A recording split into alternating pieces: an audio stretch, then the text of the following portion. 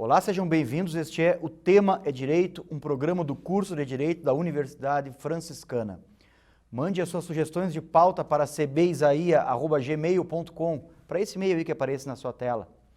E mande sugestões de convidados, temas específicos, todos eles relacionados ao mundo jurídico, porque, como sempre faço questão de dizer, este é o foco central deste programa. Meu convidado de hoje, com muita satisfação, professor Leonardo Sagrilo, advogado criminalista, professor do curso de Direito da UFN, seja bem-vindo. Muito obrigado, professor, muito obrigado à TV da Universidade pelo convite. Quero deixar registrada a minha gratidão e falar que é sempre uma satisfação falar com o meio acadêmico e também com o telespectador em relação a um assunto tão caro que é a advocacia criminal. Eu vejo que a advocacia criminal é muito organizada.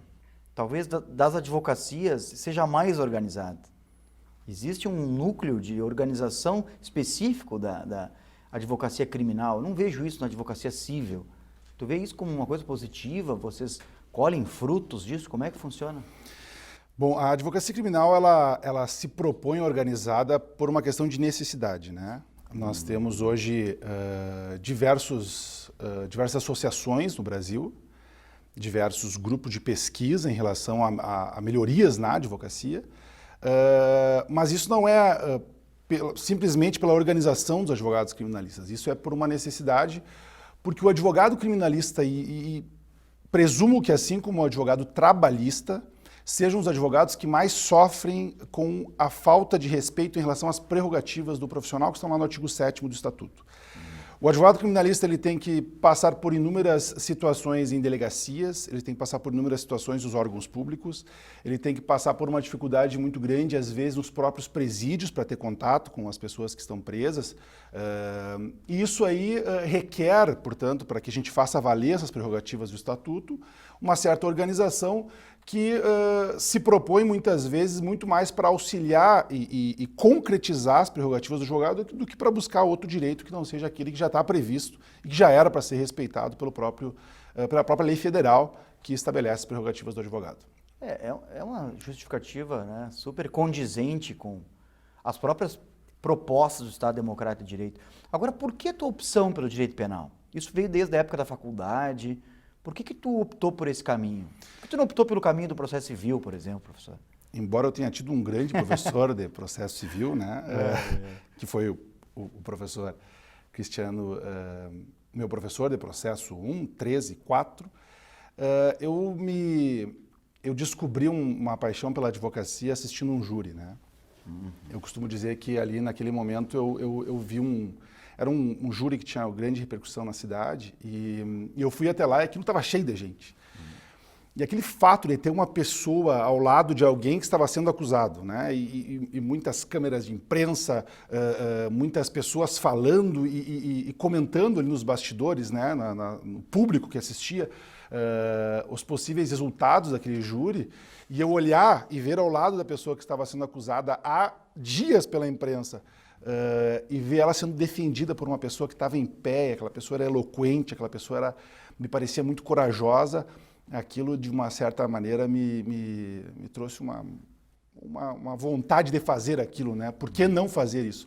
E eu lembro que eu cheguei em casa e comentei com um familiar, com a minha mãe, mãe, eu acho que eu descobri o que eu quero fazer, né? Eu quero advogar no tribunal do júri, eu quero advogar, quero viver da advocacia criminal. E ela falou, calma que isso vai passar no decorrer da faculdade, né? Os alunos acabam se apaixonando pelo tribunal do júri, mas depois isso passa. Comigo foi diferente, só aumentou e eu não vi a hora de ser advogado e me sinto muito satisfeito, embora a gente passe por inúmeras situações que acabam nos deixando triste, né? O advogado criminalista, assim, ele é aquela pessoa que vai falar por alguém que ninguém quis falar, né? Nós temos de um lado, e falo aqui na televisão isso, nós temos de um lado muitas vezes a imprensa, que só ouve um lado, né? Nós temos muitas vezes um órgão da polícia que muitas vezes faz uma investigação de uma forma muitas vezes rápida, uma forma muitas vezes sem propor um contraditório, e aí isso chega de uma forma no processo e tem uma pessoa que se propõe sentar ao lado desse cidadão e ser a sua voz durante um procedimento. E isso é uma coisa que me marca bastante, professor Cristiano, porque esses tempos um aluno me enviou uma pergunta. Ele estava num trabalho de ética, eu acredito, profissional, e perguntou como é que era a minha resposta assim, quando alguém chegava e me procurava e tinha um caso criminal e como é que eu me via enquanto profissional naquela situação, como é que era a minha resposta. E eu falei que era uma situação que eu me sentia muito tranquilo, porque eu já deixei de defender algumas pessoas porque eu não acreditei naquela situação. Sim. E eu já defendi algumas pessoas com a condição de elas falarem exatamente aquilo que ela tinha me colocado. Então, o advogado ele não sofre esse dilema ético porque muitas vezes eu entrei no plenário do júri para pedir a condenação do meu cliente. Eu acredito que a gente tem que sempre defender aquilo que efetivamente a gente tem força. E o que a gente tem força é a verdade, é aquilo que vem a nós naquele momento, né? Então, eu me sinto muito tranquilo, né? Sei que a minha profissão e sei que a atuação do advogado criminalista, ela é uma atuação essencial para um Estado de Direito, né? Hoje em dia, nós vivemos uma época em que o judiciário ele toma um lugar de protagonismo, né? Nós temos hoje uma sociedade punitivista, nós temos a própria forma com que a sociedade hoje vê o direito penal e essa criminalização da advocacia. Eu vejo que é necessário que algumas pessoas entendam e que saibam lidar e saibam ser advogados criminalistas, porque não tenho dúvida que são essas pessoas que vão manter aqueles pilares do Estado democrático de direito que há muito tempo são estabelecidos na nossa Constituição. Agora, o direito penal ele tem uma característica que talvez o diferencie das demais áreas, penso eu, que é a sua faticidade. Ele é muito fático, ele é bem mais fático, por exemplo, que o direito tributário ou que o direito processual civil, ainda que lá no tributário, obviamente, tem fato, no direito civil, no processo civil também tem fato. Mas tu não acha essa característica assim mais do direito penal sendo algo próximo do fato e trabalhando as peculiaridades do fato, um elemento que seduz muito, por exemplo, os acadêmicos, né, na sua trajetória universitária? O direito penal, ele tem esse... As pessoas elas se apaixonam pelo direito penal, elas falam isso, né? Em razão dele ter esse viés que coloca no código situações do cotidiano, né? Então, tu vai ligar o rádio de manhã, tu vai ouvir uma situação e tu vai saber que aquela situação é algo, um tipo penal, aconteceu determinada situação, determinada operação em tal lugar, tu sabe qual é o tipo penal. Então, há uma aproximação da sociedade, quer seja pela imprensa, quer seja pelas próprias convivências, em ver o direito penal nessas circunstâncias e nessas notícias do dia a dia, né? E isso, querendo ou não, numa sociedade do espetáculo como nós, isso é algo que nos impressiona e, ao mesmo tempo, é algo que nos seduz, porque é o direito que foi ensinado hoje de manhã na faculdade ou de noite, no outro dia ele está no jornal e estão discutindo elementos que foram colocados em sala de aula. Então, essa aproximação do aluno, não somente com o fato, mas com aquilo que está sendo discutido na sociedade, torna o direito penal traz um glamour, eu acho, para o direito penal, sobretudo para os estudantes, né, no momento que eles estão estudando o direito penal, enfim, o processo penal. Nós, como professores, nós incentivamos muito nossos alunos, nós inspiramos alguns. Como é que tu lida com isso? O que tu pensa sobre isso, sobre essa possibilidade de tu, numa turma de 40, tu conseguir cativar ali 10, 15, 20, que serão advogados criminalistas ao te ter como professor de direito penal, de processo penal?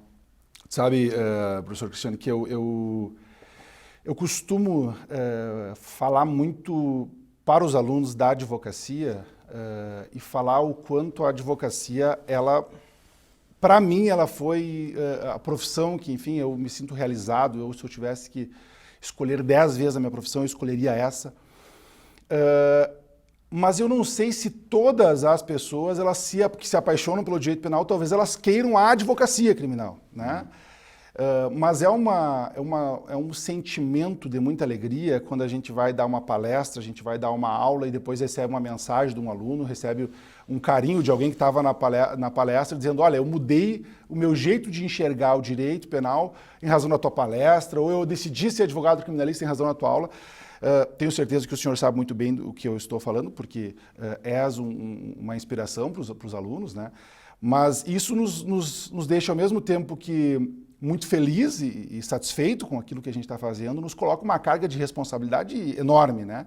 Porque tu está sendo alguém que está trilhando ou estás mostrando um caminho a ser trilhado por alguém que está num processo aí de construção daquilo que vai fazer para o restante da sua vida profissional. Se em um minuto tu pudesse dispor sobre os desafios do advogado criminalista, o que tu diria sobre isso? Para quem pretende? Sim, o advogado criminalista, eu costumo dizer que ele tem que ter algumas características muito rápidas, assim, muito fáceis de identificar. Primeiro, ele tem que ser uma pessoa que tenha coragem, né? Ele precisa ter coragem de enfrentar, muitas vezes, um processo injusto, se deparar com alguém uma família que está destruída, né? E se colocar como alguém que vai defender direitos, né? E ser advogado criminalista não é de defender o crime, é defender direitos de alguém que está sendo processado, ou que tropeçou em alguma circunstância do destino, ou que está sendo acusado injustamente. Segundo, o advogado criminalista ele precisa ser preparado. Quando eu falo em preparado, não é simplesmente preparado para audiências ou para julgamentos, ele tem que saber o direito penal, ele tem que conhecer o processo penal, ele tem que conhecer Constituição, ele tem que saber como fazer uma defesa a partir de um sistema jurídico que a gente está inserido. Então, a preparação, ela tem que estar presente no advogado. E o advogado precisa ser uma pessoa atualizada, né? O advogado precisa estar sempre buscando, enfim, o que está sendo discutido nos tribunais, o que está sendo discutido nos tribunais superiores, quais são os pensamentos hoje, quais são as novas propostas, né, que estão sendo feitas em razão do processo penal, e isso faz parte aí, das características e dos desafios que o advogado tem que ter ao longo da sua carreira. Aqui no curso de Direito da UFN a gente fez uma mudança, né? Gerou uma transformação que impactou muito na área do direito penal. Nós alargamos o curso de direito penal. Como é que tu vê isso? Bom, a gente consegue ter muito mais tempo agora, né? Porque nós aumentamos uma cadeira em direito penal, colocamos uma cadeira introdutória, né? O aluno ele chega hoje nas cadeiras de processo, eu dou direito material e direito processual aqui na universidade. Ele chega nas cadeiras de direito material, que eu dou as últimas de direito material e as de processo penal, ele chega muito mais preparado com as bases do direito penal. Então, antes dele entrar em teoria geral do delito, antes dele entrar em outros princípios ali do direito penal que a gente acaba sendo próprios, né, da aplicação do dia a dia, ele vai construindo bases para isso, né, e bases sólidas com professores que, enfim, conhecem a dogmática, conhecem o direito penal, né, realmente. E isso torna o aluno muito mais rápido para aprender aquelas questões que estão sendo passadas depois, porque passam por essas bases sólidas, e também alguém que acaba também gostando bastante do direito penal por ter inserido no seu processo aí de aprendizado todas essas cadeiras que visam aí trazer essa quantidade enorme de situações que o direito penal acaba apresentando. Professor, vamos fazer um intervalo super rápido, 30 Vamos segundos. A gente já retorna, pode ser? Certo. Então fique conosco, como disse, é super rápido, não saia daí, 30 segundos.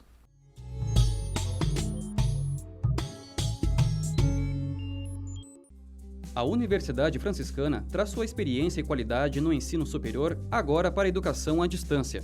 Ofertamos cursos de licenciatura em Geografia e em Pedagogia, além de cursos tecnólogos em Gestão de Recursos Humanos, Gestão Comercial, Gestão Financeira, Processos Gerenciais, Logística, Negócios Imobiliários e Marketing. Os professores são mestres e doutores e a EAD tem nota máxima na avaliação do MEC. Os materiais educacionais são interativos e podem ser acessados em computador pessoal ou celular, em qualquer momento do dia. A escolha pela modalidade EAD reduz custos com deslocamentos e flexibiliza horários para o estudo. Os polos da UFN são as próprias escolas de educação básica da Rede Scalifra e contam com biblioteca física, salas de estudo e espaços de convivência com acolhimento do ambiente franciscano. Estude na UFN Digital e construa sua trajetória com conhecimento de verdade.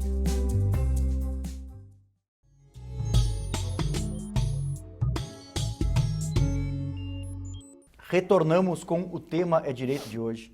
Este é um programa do curso de Direito da Universidade Franciscana. Não deixe de mandar suas sugestões de pauta para cbisaia@gmail.com. Esse e-mail aparece aí na sua tela. E nos indique convidados do seu interesse, temas específicos, todos eles relacionados ao mundo jurídico, porque, como sempre digo, este é o foco central deste programa. Meu convidado de hoje, professor Leonardo Sagrilo, professor do curso de Direito aqui da UFN, egresso do curso de Direito da UFN, mestre em Direito. Essa trajetória, esse processo de capacitação, ele é condição de possibilidade, não é, professor? Sim, essa criação, a universidade ela tem essa proposta, né, de muitas vezes o aluno ele está no curso de Direito e ele não sabe muito bem qual que vai ser a sua escolha, porque a gente acaba o direito ele acaba abrindo um leque de possibilidades, mas ao mesmo tempo, professor, para aqueles alunos que já estão na faculdade e já sabem qual é o caminho que eles vão trilhar, eu costumo dizer que a faculdade, por ter uma série de outras situações que não sejam somente de sala de aula, como estágio prático, nós temos o Tribunal do Júri simulado, nós temos estágio com professores que atuam, né, que conhecem a prática. Isso torna para o aluno que já, como é o meu caso, que desse dia eu ainda era estudante, isso tornou a faculdade um ambiente muito mais enriquecedor, e não somente do ponto de vista dogmático, mas do ponto de vista prático, porque aqui na faculdade, tendo aula com professores que eram advogados, com professores que eram promotores, com professores que eram juízes, com professores que sabiam trazer a vivência prática dos tribunais para dentro da sala de aula, e depois com estágios, eu pude sair da faculdade aí sabendo, né, muitas vezes num caminho muito difícil, mas sabendo quais os passos têm que ser dados. Quando eu passo a fazer o mestrado, aí sim eu já estava atuando como advogado, mas já pensando na área acadêmica, que também sempre foi um desejo meu atuar como advogado criminalista e como professor. E o mestrado ele foi algo que acabou me capacitando tecnicamente para as questões práticas que eu vivia. Isso é de um enriquecimento muito grande, pessoal e profissional. Agora eu quero aproveitar a tua experiência de advogado de júri e te provocar, te perguntando, dito por muitos que o júri talvez seja a manifestação mais antijurídica que existe no direito. Tu concorda com isso? Não. O júri é o lugar mais democrático, na palavra democrática, porque são as pessoas que decidem, que nós temos do Poder Judiciário. E veja que nós temos uma participação popular nas escolhas mais importantes do Executivo, nas escolhas mais importantes do Legislativo, e nós temos uma só possibilidade em que a população, em que o povo é escolhido para usar a toga de juiz e a caneta do juiz. E é nos crimes mais caros que a gente tem, nos crimes mais... que o bem jurídico, enfim, né, é o mais caro que a gente tem, que é a vida. Eu costumo dizer, as pessoas me perguntam muitas vezes, professor, mas se tu confia no jurado? O jurado muitas vezes ele vem para o fórum para ser jurado, ele já leu o jornal, ele já viu o rádio, ele já viu televisão. Mas o fato dele ter ouvido o rádio, dele ter mexido nas redes sociais, ter lido o jornal, o torna alguém parecido com o juiz. Porque o juiz, quando vai julgar, ele também ouviu o rádio, ele também leu o jornal, ele também olhou nas redes sociais. Sim. Então, essas circunstâncias que são próprias de uma sociedade como a nossa, uma sociedade informacional, elas não afastam a imparcialidade. Elas só demonstram que o jurado é tão humano quanto todos nós. Então, como eu analiso isso? Eu acredito no jurado, em primeiro lugar, porque o jurado ele não precisa dar entrevista depois para justificar a sua decisão. Coisas que muitas vezes a gente vê juiz de direito indo para frente das câmeras para justificar o porquê tomou a decisão A ou B. E isso, me parece que o jurado é protegido disso, porque ele não precisa justificar o seu voto. Em segundo lugar, o jurado, quando ele senta ali para ouvir, e se ele senta com essa capacidade, eu costumo dizer isso para os jurados, se vocês sentam aqui para julgar alguém, vocês têm que saber que é um processo de decisão. E um processo de decisão não é um processo de escolha. O processo de escolha a gente escolhe qual é o casaco que eu vou colocar hoje, qual gravata, qual calça, são escolhas que dizem respeito ao nosso dia a dia. Agora, o processo de decisão, nós temos que saber que, para além de uma mera decisão, que vai votar sim ou não, tu está dando a decisão final para um caso que começou há muito tempo, que tem uma pessoa envolvida, que tem famílias envolvidas, e isso requer uma coisa que é própria do nosso sistema, que é contraditório. Nós precisamos ouvir o que essa pessoa que está sentada no degrau mais baixo que existe, que é o degrau do réu, do tribunal do júri, ouvir o que ela tem a dizer. Porque isso é próprio dos sistemas democráticos. Mas aproveitando essa deixa, tu vê necessidade de transformação do tribunal do júri? Sim, de transformação no que diz respeito ao seu método, né, ao seu procedimento. Por exemplo, eu acho que tem que ter 8 jurados, não 7. né? Nós temos hoje inúmeros júris, né? Inúmeros júris em que a decisão é 4-3 condenatória, ou seja, nós temos uma condenação com 54% ou 60% de certeza. Sim. E isso traz uma insegurança, né? Ou talvez uma fragilidade no ato decisório. Mas isso não quer dizer que nós temos que tirar do tribunal do júri as decisões dos crimes que são contra os bens jurídicos mais caros, que é os crimes contra a vida. Eu entendo que o tribunal do júri requer outras mudanças. Por exemplo, nós não podemos. Eu sou contrário à utilização do inquérito policial no tribunal do júri. O inquérito policial é uma peça muito importante, mas para formar a convicção da denúncia, enfim, do Ministério Público para oferecer a denúncia ou para as decisões cautelares do juiz. Mas para a decisão da causa, ela não passa por um contraditório, como tem no processo, e isso fragiliza a sua própria, ou fragiliza como prova, né? Porque prova tem que ter o contraditório, senão não é prova. Então, e assim, como o lugar do Ministério Público que ele senta, né?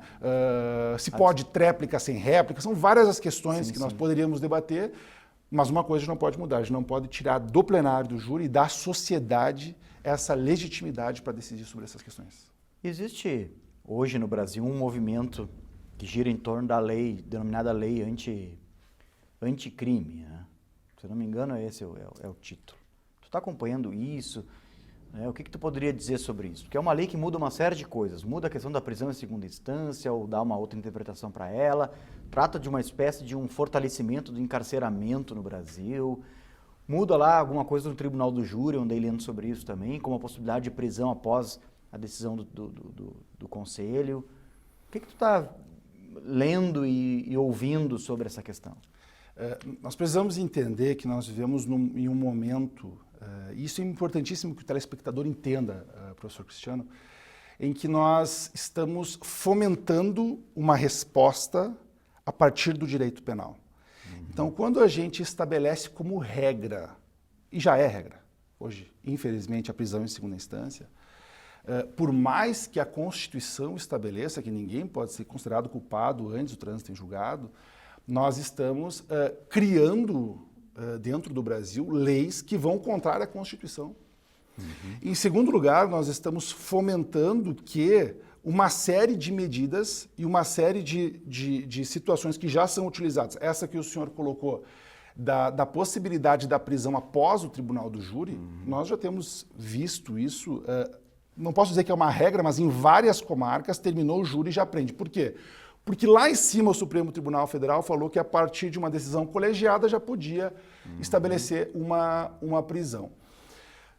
Pelo segundo lugar, porque o efeito devolutivo do Tribunal do Júri ele é muito restrito a 4 situações, né? A apelação do Tribunal do Júri está no 593.3, inciso 3º. Ele vai colocar a letra A, B, C e D, que são quando houver uma nulidade posterior à pronúncia, aí tu vai poder anular o júri. Quando a decisão do juiz for contrária à lei expressa ou à decisão do jurado, aí tu vai reformar a decisão no que diz respeito ali à dosimetria da pena, porque é a decisão do juiz. Terceiro, quando houver erro ou injustiça no tocante à pena, ou seja, uma reforma na dosimetria da pena. E por último, quando a decisão do jurado for manifestamente contrária à prova dos autos, que anula o júri. Então nós temos 4 possibilidades, e aí entendem as pessoas que defendem a situação da prisão logo após o tribunal do júri, que o efeito devolutivo ele é muito restrito a essas 4 possibilidades. E aí já poderia o juiz estabelecer uma execução de pena após o julgamento. Mas isso demonstra a nossa fragilidade, porque veja como as coisas funcionam, professor. E telespectador, peço atenção quanto a esse ponto. Nós tínhamos até 2016, se eu não me engano, a pessoa somente ela ia presa, somente ia presa após, presa quando eu falo em execução de pena, pode ser presa preventivamente, em flagrante, prisão temporária, enfim. Mas como execução de pena após o trânsito em julgado. Começa a discussão no Supremo e o Supremo começa a autorizar que após a segunda instância já comece essa execução. Por quê? Porque o recurso especial extraordinário, via de regra, eles não se propõem a rediscussão de prova. Bom, aí agora nós já estamos dando mais um passo para a execução após um julgamento de primeiro grau. A decisão do júri é uma decisão colegiada por juízes leigos, mas ela não deixa de ser uma decisão de primeiro grau. E a Convenção Americana de Direitos Humanos dizia que todo cidadão tem direito a um duplo grau de jurisdição. O fato de tu ter um direito que o Tribunal do Júri está previsto no artigo 5º, então ele é uma garantia do cidadão. O fato de tu ter um direito não pode apagar outro direito conquistado também pelos tratados internacionais que o Brasil é signatário. Então tem uma série de problemas, professor. O que nós estamos tentando fazer é combater um problema que a gente tem hoje de corrupção no Brasil, um problema que nós temos também de insegurança com o direito penal. Só que o direito penal ele nunca foi a solução. Quando nós utilizamos o direito penal como principal solução, nós não tivemos bons resultados. Por quê? Porque lá no primeiro semestre o aluno vai aprender isso. O direito penal é a última ratio. Nós temos que tentar todos os outros tipos de políticas públicas, enfim, de outras ferramentas para depois chegar no direito penal. E eu tenho certeza que não se combate corrupção apenas com o direito penal. Se combate corrupção com fiscalização, com seriedade nas coisas de ordem pública, e isso sim vai nos trazer uma maior segurança também em relação a esses casos.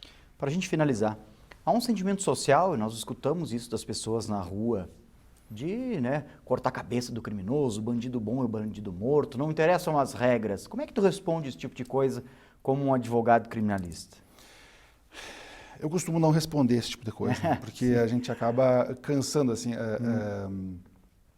A gente vai ficando velho e a paciência vai diminuindo. É um debate que a gente não tem como entrar, assim, mas... Vamos analisar assim, nós temos no direito penal, eu tenho certeza que as pessoas que estão em casa, elas sabem que nós temos um direito penal que não se limita a roubo e furto.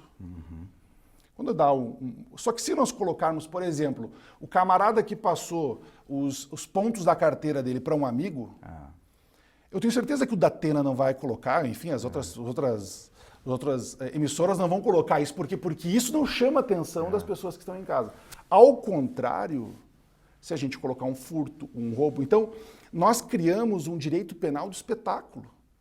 Parece que só o que o direito penal faz esse tipo de lei no Brasil é para proteger criminoso. Só que a gente esquece que o criminoso também é aquele que passa os pontos da carteira para um amigo, é aquele que, enfim, são vários os crimes, só que esses outros crimes eles não são vistos com um olhar ruim por nós. Eles são vistos os crimes que os outros praticam. Então isso nós temos que trabalhar, isso surge lá com outsiders, com a criminologia crítica, com o labeling approach, com o Howard Becker, ele vai propor isso aí sobre esse etiquetamento, como é que a sociedade vê isso. Isso é um tema assim muito difícil. Mas como eu respondo para esse tipo de pessoa, eu sempre pergunto qual o bandido. Se são aqueles bandidos que a gente gosta de ter perto, são aqueles bandidos que a gente gosta de ter longe. Eu costumo tratar, não como bandido, eu costumo tratar como toda pessoa, em algum momento da vida, ela vai tropeçar no Código Penal. Pode ser que o momento em que tu vai tropeçar no direito penal vai ser um momento em que vai ser em uma circunstância que ninguém vai dar bola, mas pode ser no pior dos crimes, que é o homicídio. Tinha um grande pensador, eu não lembro o nome dele, mas ele foi desembargador, ele dizia o seguinte: o dia que falarem que eu cometi o crime de tráfico, duvide. O dia que falarem que eu cometi o crime de estupro, duvide. O dia que falarem que eu cometi o crime de roubo, duvide. E o dia que falarem que eu matei alguém, pergunte por quê. Por quê? Porque o homicídio, assim como outros crimes, o cidadão de bem, o cidadão comum como nós, é um crime que cada um de nós pode... A gente não sabe em que circunstância, em que situação pode ocorrer. Professor, agradeço a disponibilidade. Quero agradecer pela sua presença aqui, pelo trabalho que o senhor desenvolve no curso de Direito da UFN. Dizer que as portas do estúdio são sempre abertas. Obrigado, professor. Obrigado, telespectador. Espero ter contribuído para uma formação mais crítica do direito penal e dizer à TV da universidade que eu estou sempre à disposição. Conversei hoje com o professor Leonardo Sagrilo, professor do curso de Direito da UFN. Agradeço a você pela sua audiência e fique ligado nos próximos programas da TV da Universidade Franciscana. Até a próxima!